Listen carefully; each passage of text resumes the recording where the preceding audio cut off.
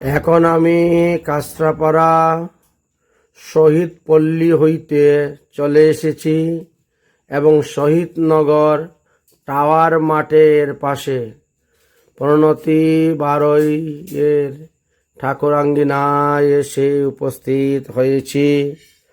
দেখতে পাচ্ছেন শ্রীবিগ্রহকে কি সুন্দর করে সাজানো হয়েছে। নিতাই গৌর, রাধা গোবিন্দ, জগন্নাথ, রাধা গিরিধারী, নৃসিংহদেব, রাম লক্ষ্মণ সীতা, পঞ্চতত্ত্ব, এদিকে সব গুরু পরম্পরা রাখা হয়েছে। রাধে রাধে, জয় জয় শ্রী রাধেশ্যাম। এই হলেন সেই প্রণতি বারৈ। তিনি হলেন একজন পাঠিকা। এতত্রই এলাকায় সর্বত্র পাঠ কীর্তন করেন, ধর্ম প্রচার করেন। রাধে রাধে।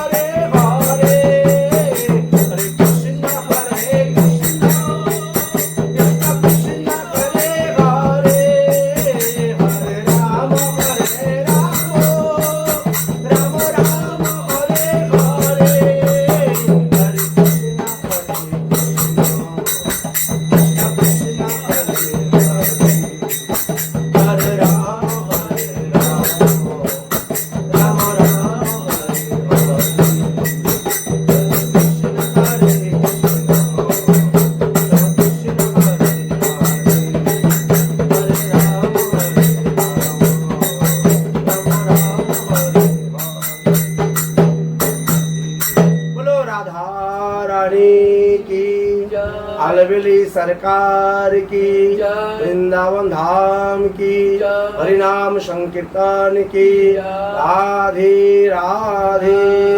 गुरुवे गौरचन्द्राय राधिकायै तदालये कृष्णाय कृष्ण भक्ताय तद्भक्ताय नमो नमः। आजानो लम्बित भुज कनकावदातु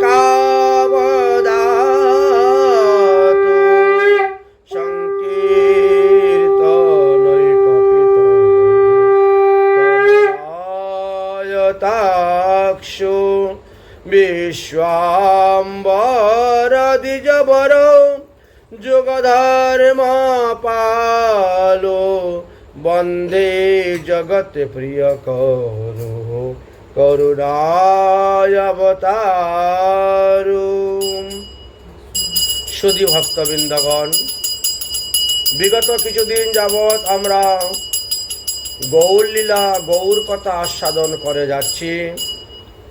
মধ্যে ভাগবত সপ্তাহ জ্ঞানযজ্ঞের কারণে প্রায় 11 দিন যাবৎ আমরা গৌর লীলা আস্বাদন করতে পারি নাই। তো 11 দিন পূর্বে আমরা যে স্থানে গৌরলীলা বিশ্রাম দিয়েছিলাম সেই স্থান থেকে তার পরবর্তী বিষয়গুলো আজ আমরা আলোচনা করব। মহাপ্রভুর প্রথম বৎসরের রথযাত্রার কথা আমরা আস্বাদন করেছি। রথযাত্রার অন্তে প্রতিদিন মহাপ্রভু সমস্ত ভক্তদেরকে সঙ্গে করে নিয়ে গুন্ডিচা মন্দিরে যেতেন জগন্নাথ দর্শন করার জন্য। ইন্দ্রদ্রম্য সরোবরে কোনো দিন স্নান করতেন, কোনো দিন বা নরেন্দ্র সরোবরে স্নান করতেন, কোনো দিন বা মার্কেন্ডীয় সরোবরে গিয়ে স্নান করতেন। এক এক দিন এক এক ভক্তের বাড়িতে মহাপ্রভুর প্রসাদ পাওয়ার নিমন্ত্রণ। এইভাবে মহাপ্রভু হেরা পঞ্চমী তিথি পর্যন্ত বিভিন্ন স্থানে প্রসাদ গ্রহণ করলেন। অতঃপর রথযাত্রার পরে 5 দিন অতীত হয়ে গেল। এবার একে হেরা পঞ্চমী বলা হয়। তার কারণটা কি? কারণ হলো লক্ষ্মী দেবীর অনুমতি নিয়ে জগন্নাথ দেব বন ভ্রমণে বেরিয়েছেন, বা সুন্দরাচলে গুন্ডিচা নামক যে মাসি, সেই মাসির বাড়িতে তিনি যান। কিন্তু কথা ছিল কি, আজকে যাব, কালকে চলে আসব। তার মধ্যে 5 দিন গত হয়ে গেছে, এখনো তিনি আসছেন না। কারণটা কি? এই জন্য লক্ষ্মী দেবী জগন্নাথকে অন্বেষণ করার জন্য বেরিয়ে গেলেন। এদিক ওদিক চতুর্দিকে ঘুরতে ঘুরতে তিনি গুন্ডিচা মন্দিরে গিয়ে উপস্থিত হলেন এবং সেখানে জগন্নাথকে দর্শন করলেন। হেরা, হেরা মানে দর্শন করা। হেরা শব্দটা হিন্দিতেও ব্যবহার করা হয়, দর্শন করা। তাই রথযাত্রার 5ম দিবসে তিনি এসে জগন্নাথকে দর্শন করেছিলেন বলে মা লক্ষ্মী তাকে হেরা পঞ্চমী বলা হয়ে থাকে। সেখানে লক্ষ্মী দেবীর পাণ্ডারা তাকে বিশেষ আলাদা, জগন্নাথের পাণ্ডারা থাকেন আলাদা। উভয়ের মধ্যে অনেক কথা কাটাকাটি, রস আস্বাদন আদি অনেক কিছু লীলার মাধ্যমে সেখানে হয়। তারপরে তারা বলেন, ঠিক আছে ঠিক আছে, আরও 2 দিন অপেক্ষা হলো, আরও 3 দিন অপেক্ষা হোক, তারপরে আমরা পাঠাবো।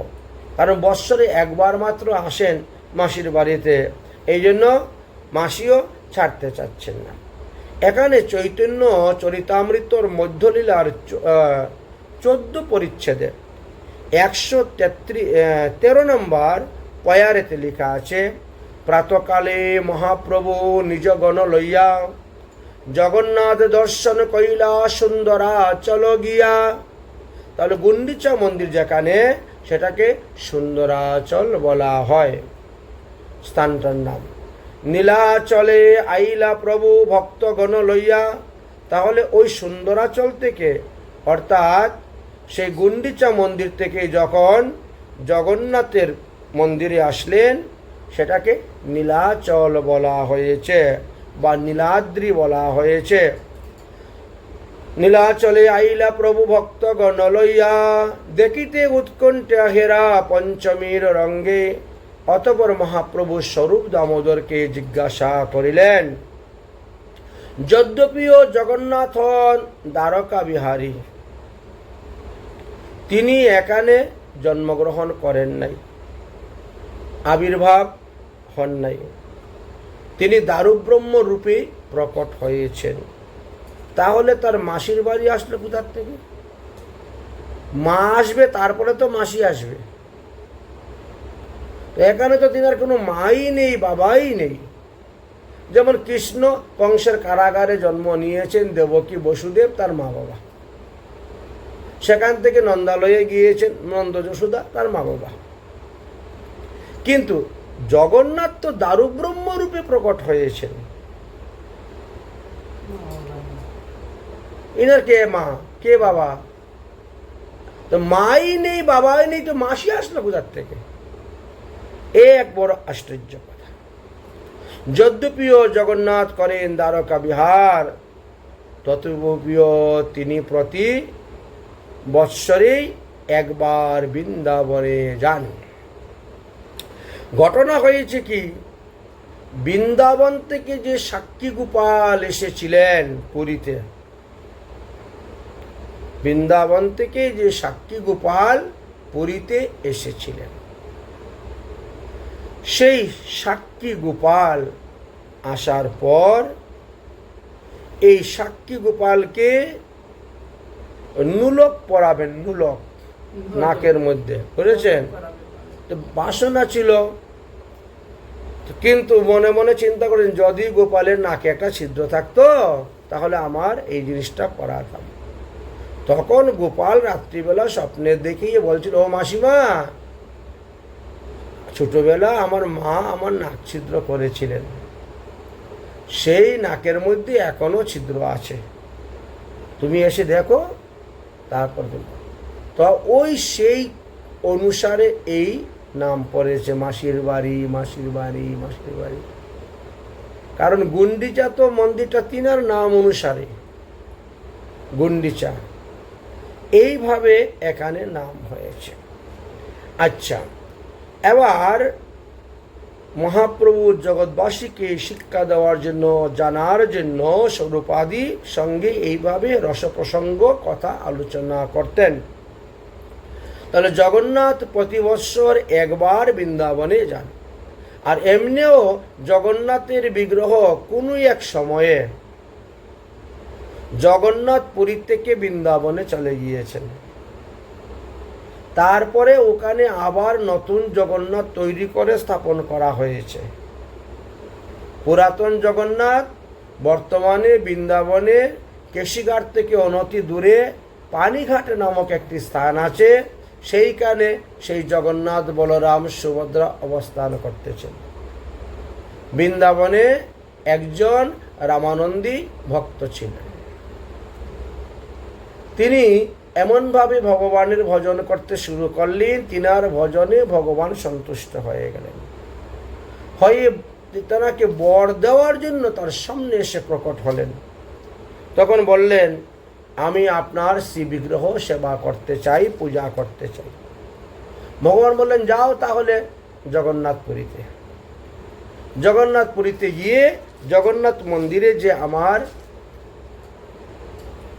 জগন্নাথ বলরাম সুভদ্রা এই তিন বিগ্রহ আছে, এই তিন বিগ্রহকে তুমি একারে নিয়ে এসে সেবা পূজা করো। আর রাজাকে বলে দিও ওখানে যেন তিনি আবার নতুন বিগ্রহ তৈরি করে স্থাপন করেন। হ্যাঁ, পুরীধামে। সেই অভিপ্রায়ে নিয়ে তিনি গিয়েছিলেন। রাজা, পান্ডা, পূজারী সবাইকে বলেছিলেন। তো তারা তখন বলছেন যে আমাদেরকে তো জগন্নাথ স্বপ্নে দেখান নাই, স্বপ্নে আদেশ দেন নাই, আপনাকে আদেশ দিয়েছেন, আপনি এসেছেন নেওয়ার জন্য, আমরা কেন দিব? আমাদেরকে স্বপ্নে আদেশ দিলে পরে আমরা দিব। 3 দিন তিনি অন্বেষণ ব্রত করেছিলেন। তারপরে জগন্নাথ রাজাকে, মন্দিরের পূজারীকে, দৈত্যপতিকে স্বপ্নে আদেশ দিয়েছেন। তখন ওই বিগ্রহ নিয়ে চলে আসেন উনি বৃন্দাবনে, আর সেখানে নতুন বিগ্রহ তৈরি করা হয়। শুধু একবার নয়, সেই বিগ্রহ বেশ কিছুদিন সেবা পূজা করা হলো। তারপরে ভবানন্দ নামে এক ব্যক্তি, ভবানন্দ নয় কি জানি ছিল নাম, আরও কি জানি সন্ন্যাসীর নাম ছিল, মনে পড়ছে না, তিনি গিয়েছিলেন জগন্নাথকে নিজের হাতে রান্না করে ভোগ দিয়ে খাওয়াবেন। পাণ্ডারা বলছে অন্য কেউ এখানে রান্না করে ভোগ দিতে পারবে না। তখন তিনি জগন্নাথের কাছে প্রার্থনা করলেন। জগন্নাথ তখন চলে আসলেন। ওনার সঙ্গে মহেশ নামক একটা জায়গা আছে, ওই জায়গাতে, হ্যাঁ, চলে আসলেন। সোদপুর না, এটা অন্য জায়গায়, ওইটা ভ্যান্ডেল লাইনে, কাটুয়া লাইন, ভ্যান্ডেল কাটুয়া লাইনে, মনে হচ্ছেন? চলে আসলেন সেখানে, হ্যাঁ, পুরীধাম থেকে। তারপরে ওখানে আবার নতুন জগন্নাথ তৈরি করা হলো। চাকদাতে জগন্নাথ এসেছেন, ওই জগন্নাথ পুরী থেকে জগদীশ পণ্ডিতের সঙ্গে করে নিয়ে চলে আসলেন। তো এইভাবে জগন্নাথ মন্দির থেকে বিগ্রহ বেশ কয়েকবারই বিভিন্ন স্থানে গিয়ে চলে গেছেন, আর সেখানে আবার নতুন বিগ্রহ তৈরি করে প্রাণ প্রতিষ্ঠাদি করে তারপরে সেবা পূজা চলতেছে। কারণ একটা নিয়ম হয়েছে, নিয়মটা হলো যেই বৎসর আষাঢ় মাসে অধিক মাস পড়বে বা মল মাস পড়ে, পুরুষোত্তম মাস, সেই বৎসরে জগন্নাথের নবকলেবর হবে। ওই পুরানো কলেবরকে হয়তো জগন্নাথের আদেশ অনুসারে কোথায় স্থানান্তরিত করতে হবে, না হলে সমাধি দিতে হবে। এখনো আনন্দবাজারের পিছনে দেখবে একটা জায়গা আছে, ওখানে জগন্নাথকে সমাধি দেওয়া হয়। সেখানে ফুল দেওয়া থাকে, পূজা করা হয়, প্রতিদিন নিত্য পূজা করা হয়, যেখানে জগন্নাথের সমাধি দেওয়া হয়ে থাকে। যাই হোক, এদিকে ভগবান বলছেন, যদ্যপিও জগন্নাথ করেন দ্বারকা বিহার, তবুও তিনি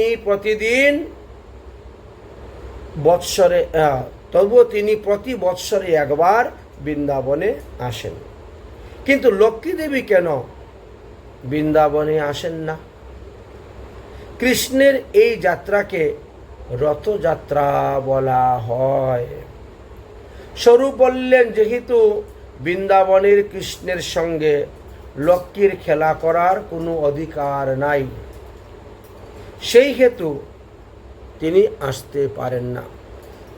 বৃন্দাবনে কৃষ্ণের সঙ্গে খেলা করার অধিকার কার আছে? একমাত্র ব্রজ গোপীদের, আর ব্রজের অনুগত হয়ে যারা ভজন করে তাদের। গোপীর অনুগত হয়ে যারা ভজন করে তাদের একমাত্র কৃষ্ণের সঙ্গে লীলা খেলার অধিকার আছে, আর কারো নয়। অন্য কেউ কৃষ্ণের মুখ দর্শনই করতে পারে না। মহাপ্রভু বললেন, যদি তাই হয় তবে তিনি বলরাম এবং সুভদ্রাকে কেন সঙ্গে করে নিয়ে আসেন? জগন্নাথ তো একাও বৃন্দাবনে যেতে পারেন, সুভদ্রাকে বলরামকে নিয়ে যাওয়ার কারণ কি? আবার লক্ষ্মী দেবী খুব ক্রুধাবেশে কেন তিনি হেরা পঞ্চমী দিন আসেন? ইহার কারণটাই কি? স্বরূপ বলিলেন, জগন্নাথ যে সময়ে রথে যাত্রা করেন সেই সময়ে লক্ষ্মী দেবীকে বলেন যে আমি আগামী কল্যই ফিরে আসিব। 2-3 দিন বিগত হলেও জগন্নাথ না আসায় জগন্নাথের কথাটা আর ঠিক রইল না। জগন্নাথের কথা ঠিক নেই, তাই প্রেমবতী লক্ষ্মী দেবী স্বভাবতই একটু ক্রুধাবেশ হন। তখন তিনি নিজের দাসীগণকে নিয়ে দিব্য বিমানে চড়ে মন্দিরে বের হয়ে যান। তিনি নিজ মন্দির থেকে বেরিয়ে তিনি আসেন। তখন জগন্নাথের সেবককে পাইলেই লক্ষ্মী দেবী এবং লক্ষ্মী দেবীর দাস দাসীগণ যারা আছে তারা তখন জিজ্ঞাসা করেন, আমাদের জগন্নাথ কোথায় গিয়েছেন? আমাদের জগন্নাথ কোথায় গিয়েছেন? বলো, তোমরা প্রভুকে কোথায় রেখে এসেছ? এটা হলো লক্ষ্মীর মান। তবে ব্রজগোপীদের মান কিন্তু অন্য প্রকার ছিল বৃন্দাবনে। এই জন্য প্রেমাবৃত্তি মান অনুসারে 3 প্রকারে ভাগ করা হয়েছে মানকে। এক হলো ধীরা, এক হলো অধীরা, এক হলো ধীরা ধীরা। এগুলাকে মান বলা হয়।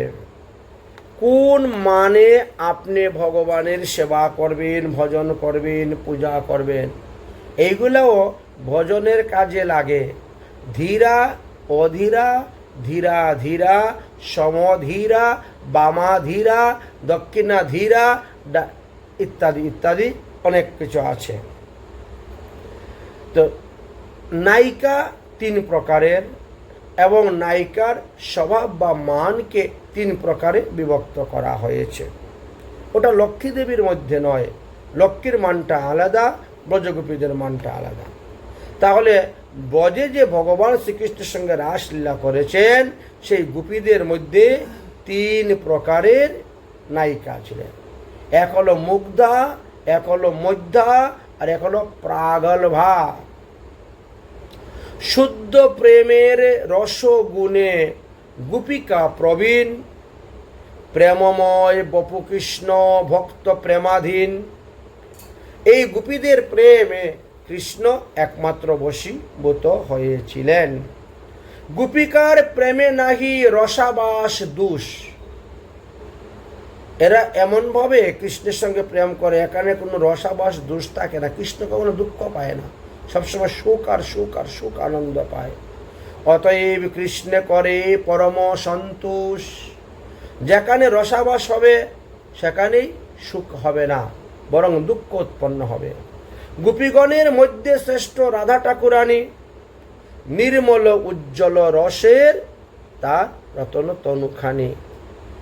রাধারানী হলেন সবার মধ্যে শ্রেষ্ঠ এবং সমস্ত রসের মধ্যে উজ্জ্বল রস তিনার মধ্যে অবস্থান করিতেছে। রাধিকার রস শুদ্ধ রস। প্রভু আবেশ শুনিলা, সেই রসাবেশে প্রভু নিত্য আরম্ভিলা। যখন রাধারানীর গুণের কথা স্বরূপ দামোদরের মুখে শুনলেন, তখন মহাপ্রভু সেখানে নৃত্য আরম্ভ করলেন। তারপর মহাপ্রভু সমস্ত ভক্তদেরকে সঙ্গে করে নিয়ে তিনি জগন্নাথ দর্শন করতে গেলেন। দেখতে দেখতে 9 দিন গত হয়ে গেল। তাই 9ম দিবসে জগন্নাথের ফিরারত হয়। অর্থাৎ গুন্ডিচা মঠ হইতে আবার পুরীর যে মেইন মঠ, যেটা মন্দির জগন্নাথের, সেই মন্দিরে জগন্নাথ প্রবেশ করেন। কিন্তু মহাপ্রভু তখন আর সেখানে রথ টানলেন না। কেন? বললেন যে মহাপ্রভুর মনের মধ্যে একটা ভাব। কি ভাব? রাধা ভাবে ভাবিত। আমি জগন্নাথকে রথ টেনে টেনে বৃন্দাবনে নিয়ে এসেছি, অতএব বৃন্দাবন থেকে আর অন্য কোথাও নিয়ে যাব না। আমি আমার প্রভুকে রথ টেনে আমি কেন পুরীতে নিয়ে যাব, কেন অন্য জায়গায় নিয়ে যাব? আমার কৃষ্ণ আমার বৃন্দাবনেই থাকবেন, আমি এই রথ টেনে নিয়ে দিব না। এটি মহাপ্রভুর ভাব। এই জন্য তিনি আর রথ টানলেন না। সেই থেকে কিছু কিছু মহাত্মাগণ আছেন, গৌরীয় বৈষ্ণবগণ আছেন, তারা উল্টা রথ টানতে যায় না।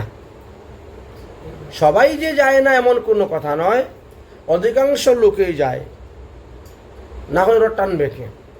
কিন্তু কিছু কিছু এমনও নৈষ্ঠিক ভক্ত আছেন যে মহাপ্রভুর মত, মহাপ্রভুর পথ মানেন বলে তারা উল্টা রথ টানতে যায় না।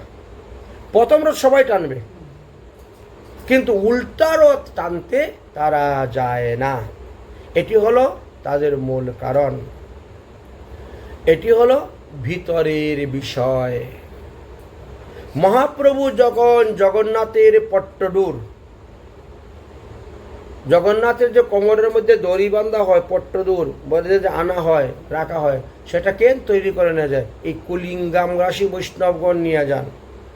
বর্ধমান জেলার মধ্যে এই কুলিনগ্রাম পড়েছে, কুলিনগ্রাম। কুলিনগ্রামবাসী বৈষ্ণবগণকে মহাপ্রভু বলতেন, তোমরা প্রতি বছর আসার সময় জগন্নাথের জন্য পট্টডুরি নিয়ে আসিও।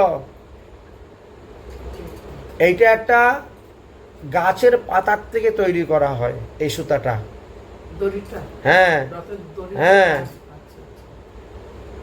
জগন্নাথের কোমরে যে বাঁধা হয়, কোমরে, রথের দড়ি টানা নয়, সেটা নয়। হ্যাঁ, ওটা হলো পট্টডুরি। ওটা একটা গাছের পাতার থেকে টানলে পরে সুতার মতো বেরোয়। আর ওই পাক দিবে আর টানবে, পাক দিবে আর টানবে সুতার থেকে।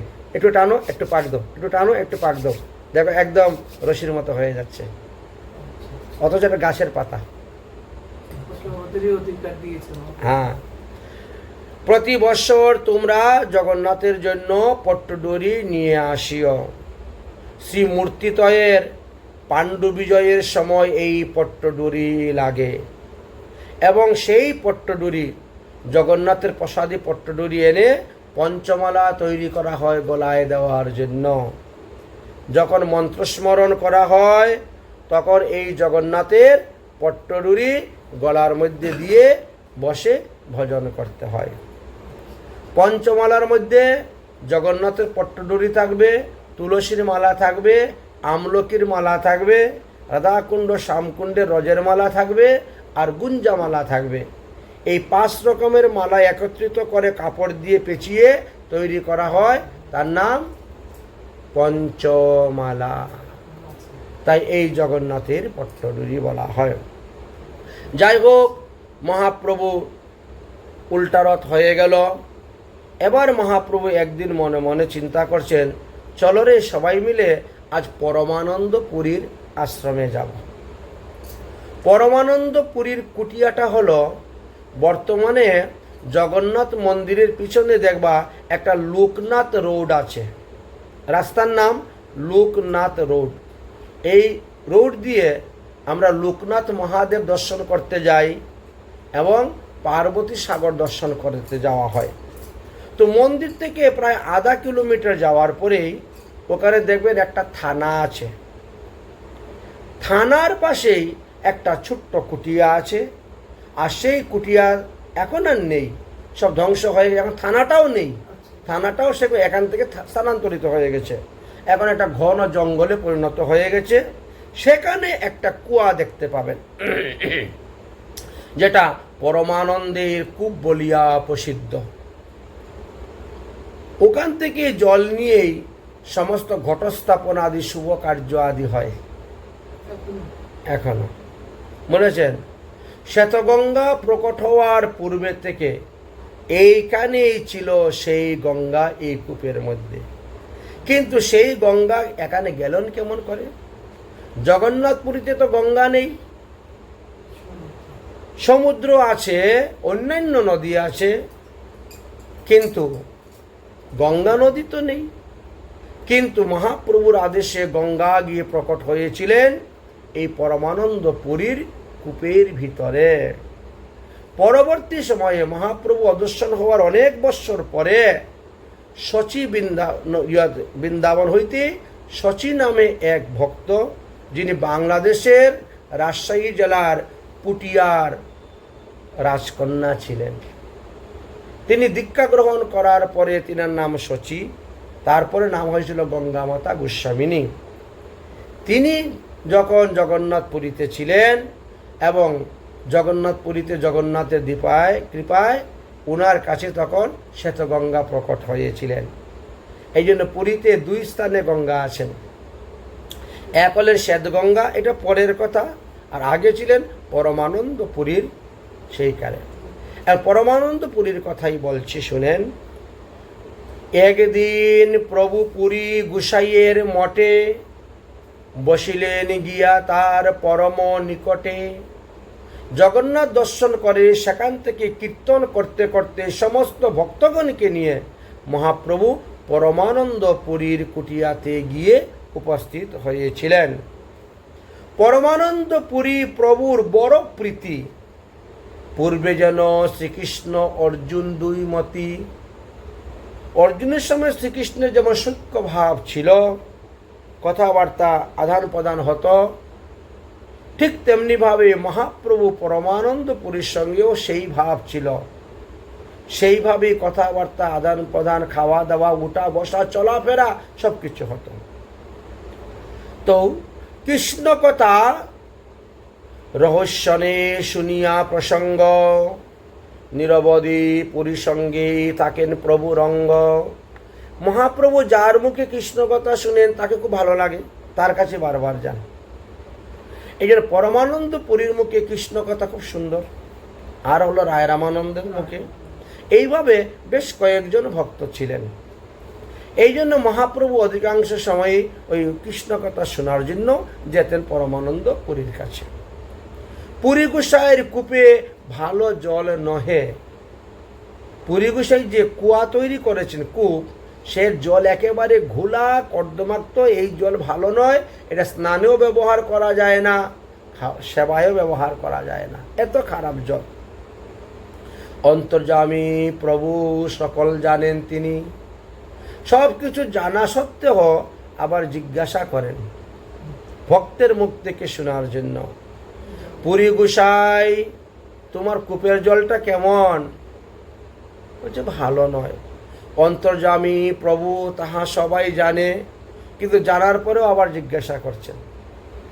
পুরী গোসাই রে প্রভু জিজ্ঞাসে আপনে, কূপের জল কি মতো হইল কহ শুনি। পুরী কহে সে বড় অভাগিয়া কূপ, জল হইল যেন ঘোলা কর্দমের রূপ। একেবারে কাদা মাখানো জলের মতন, কর্দমাক্ত। বৃষ্টির জল যখন যায় দেখেছেন, মাটি ধুয়ে ধুয়ে তখন কি রকম কালার ধারণ করে, সেই রকমের কর্দমাক্ত। শুনি প্রভু হায় হায় করিতে লাগিলা। প্রভু বলে, হে জগন্নাথ তুমি কি কৃপণ হইলা? হে জগন্নাথ, তোমার ভক্ত এখানে বাস করতেছে, আর তোমার ভক্ত এই কূপের জল ভগবত সেবায় লাগাতে পারছে না। এটা তো বড় দুঃখের কথা। তুমি এত বড় কৃপণ হয়ে গেলে, তুমি জগতের দাতা, তুমি জগতের নাথ, তুমি হলে জগন্নাথ, আর তোমার ভক্ত জলের অভাবে এত কষ্ট পাচ্ছে। তুমি তো ইচ্ছা করলেই এই কূপের মধ্যে গঙ্গা প্রবেশ করাইতে পারো, জলকে একদম স্বচ্ছ কাচের মতন জল করতে পারো। তুমি এত কৃপণতা করছো কেন এই পরমানন্দ পুরীর প্রতি? বলছেন মহাপ্রভু, পুরীর কূপের জল পরশিবে। আচ্ছা, এবার এইভাবে বলছেন। তারপরে মহাপ্রভু মনে মনে তিনি গঙ্গাকে আহ্বান করলেন, হে গঙ্গা, তুমি এখনই এসে পরমানন্দ পুরীর কূপের মধ্যে প্রকট হও। মহাপ্রভুর আদেশে তখন গঙ্গা পরমানন্দ পুরীর কূপের মধ্যে এসে প্রকট হয়েছিলেন। তারপরে মহাপ্রভু বলছেন, যান এবার সবাই মিলে কীর্তন করুন। প্রথমে কিন্তু বলেন নাই, সবাই বলছেন সবাই মিলে কীর্তন করো, কীর্তন করে কুয়াটা পরিক্রমা করো। লীলা ভগবানের, সবাই মিলে কীর্তন করে করে কুয়াটা পরিক্রমা করো, প্রদক্ষিণ করো। এবার সবাই কীর্তন শুরু করছেন, পরিক্রমা শুরু হয়েছে। নৃত্যকে শুরু করতে করতে দেখা যায় কূপের জল স্বচ্ছ হয়ে গেছে, পরিষ্কার হয়ে গেছে, মা গঙ্গা একেবারে প্রকট হয়ে গিয়েছেন। মহাপ্রভু বলেছেন, শুনি প্রভু হায় হায় করিতে লাগিলা। প্রভু বলে, জগন্নাথ কৃপণ হইলা। তারপরে গঙ্গা নাইলেন। পুরীর কূপের জল পরশিবে যে, সর্বপাপ থাকিলেও তরিবে সে। মহাপ্রভুর বরদান। এই কূপের জল যিনি পান করবেন, স্নান করবেন, আচমন করবেন, স্পর্শ করবেন, তিনি যত বড়ই পাপী হোক না কেন তৎক্ষণাৎ তার সমস্ত পাপ নাশ এবং তিনি ভগবত ধামে গমন করবেন। এটি মহাপ্রভুর আশীর্বাদ ছিল, বুঝলেন? মহাপ্রভুর আশীর্বাদ। অতএব জগন্নাথ দেবের মায়ায় নষ্ট জল হইল যে কেহ নাহি খায়। অতএব এতদিন জগন্নাথের মায়ায় এই জলটা কর্দমাক্ত ছিল, যাতে এই জল কেউ খেতে না পারে, কেউ স্পর্শ করবে না। দেখলে বলি, মানুষ তো আজকাল দর্শন, বৃন্দাবনে গেলে যমুনার জল কালো দেখলে কেউ স্নান করতে চায় না, বুঝলেন? দুনিয়ার কলকারখানার জল আসতেছে, এই জন্য যমুনার জল কালো, এই জলে আমি স্নান করব না, এই জলে স্নান করলে পরে আমার রোগ হবে, সুখ হবে, ব্যাধি হবে। অথচ সাধুরা ডেইলি সকালে গিয়ে স্নান করে, এদের রোগ সুখ ব্যাধি কিছুই হয় না। কারণটা কি? কারণটাই হলো এটা, যাতে মানুষে দর্শন করে, তাদের শ্রদ্ধা থাকে না, ভক্তি থাকে না, স্নান করবে না। আর যাদের শ্রদ্ধা ভক্তি স্নান করবে, এদের লাভ হয়ে যাবে। 100 বার গঙ্গা স্নান করলে যেই ফল, একবার যমুনায় স্নান করলে সেই ফল। কিন্তু দেখার পরে আর ইচ্ছা হলো না। ঠিক তেমনি ভাবে এই পুরী গোসাইয়ের কুয়ার জল, যে জল স্পর্শ করা মাত্র সর্ব পাপ থেকে উদ্ধার হয়ে মানুষ যাবে, কিন্তু জল দেখলে পরে কেউ ওতে পাও ধোয়ার ইচ্ছা হবে না, হাত ধোয়ার ইচ্ছা হবে না, বাসন ধোয়ার ইচ্ছা হবে না, খাবে তো দূরের কথা, স্নান করবে তো দূরের কথা। করে রেখেছেন কেন? এই কারণে করে রেখেছেন, যাতে দর্শন করে লোক পালিয়ে যায়। হ্যাঁ, এটাই হলো ভগবানের লীলা।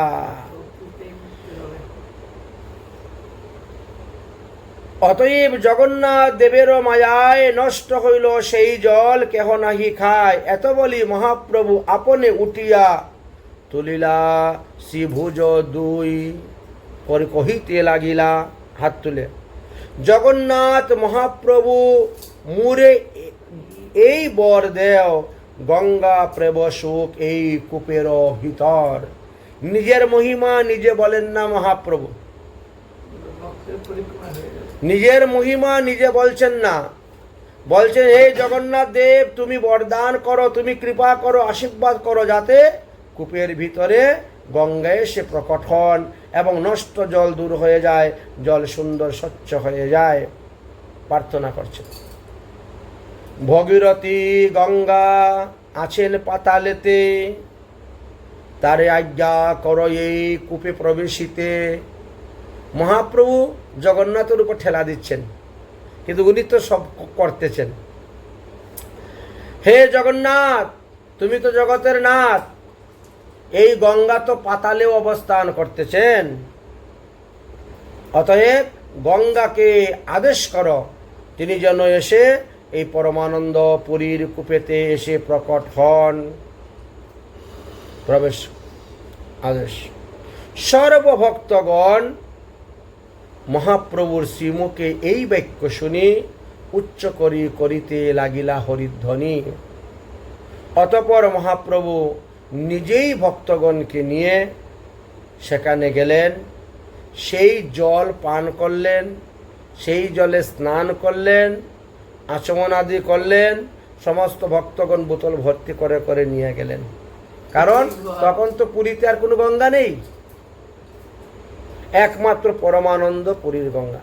তারপর থেকে যেখানে যেখানে অধিবাস হয়, অষ্টপ্রহর নামযজ্ঞ হয়, উৎসব হয়, অনুষ্ঠান হয়, বিগ্রহ প্রতিষ্ঠা, গৃহপ্রবেশ, ওই কুয়ার জল নিয়েই সবাই করতেন। এই গঙ্গা এখান থেকে নিয়েই সবাই ভরতেন। এখনো আছে, এখনো আছে। অতঃপর মহাপ্রভু নিজ গৃহে গমন করলেন, সেখানে ভোজন করলেন, শয়ন করলেন। এদিকে প্রভুর আজ্ঞায় গঙ্গা দেবী যে কূপে আসে বসলেন, এটা অন্য কেউ বুঝতে পারল না। কিন্তু জগন্নাথের উপর ভার দিয়ে দিয়েছেন, জগন্নাথের উপর ধাক্কা দিয়ে নিজের ঘাড়ে রাখেন নাই। মহাপ্রভু এত চতুর। সেই কনে গঙ্গা দেবী আজ্ঞা করি শিরে পুনর হইয়া প্রবেশিলেন কূপের ভিতরে। একেবারে পরিপূর্ণতম হয়ে কূপের ভিতরে এসে গঙ্গা দেবী প্রকট হয়েছিলেন।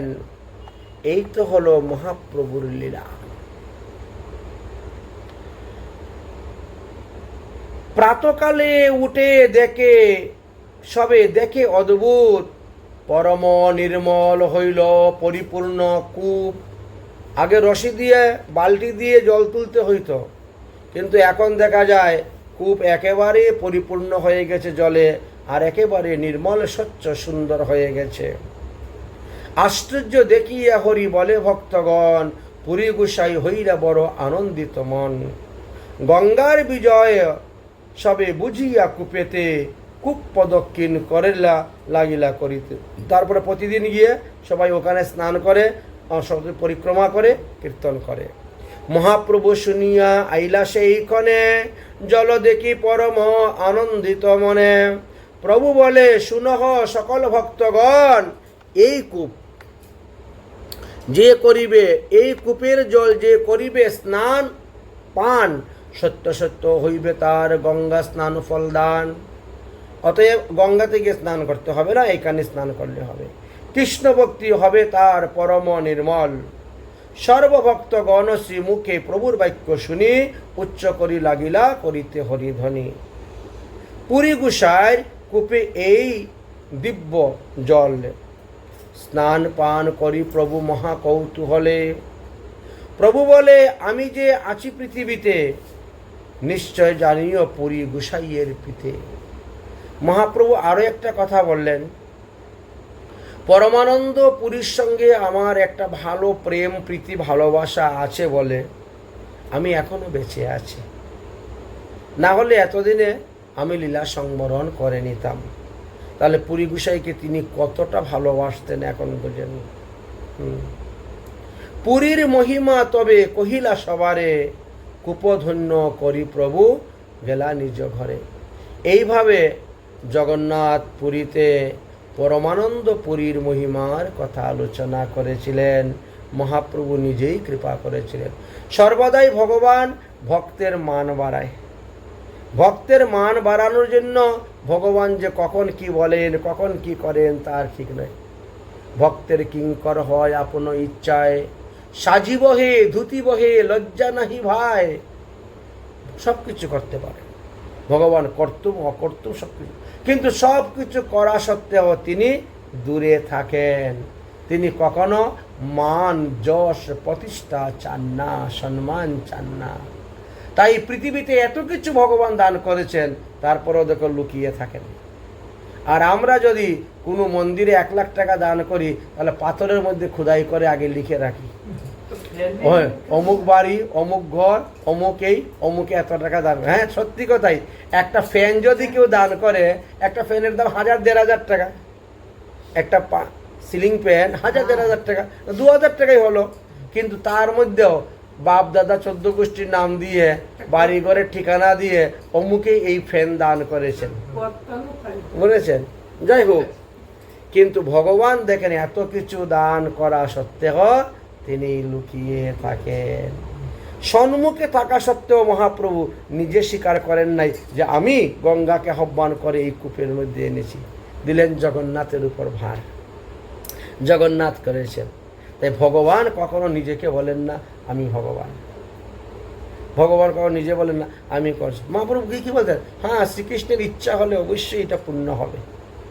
কোনো ভক্ত কিছু প্রার্থনা করলো, কৃষ্ণ ইচ্ছা হলেই পূর্ণ হবে। জীব কুটি বাঞ্ছা করে, কৃষ্ণ ইচ্ছা যাহা তাহাই ফল ধরে। তথাপি মহাপ্রভু বলতেন ঠিক আছে ঠিক আছে, যাও, হবে হবে, এই কথা বলতেন না।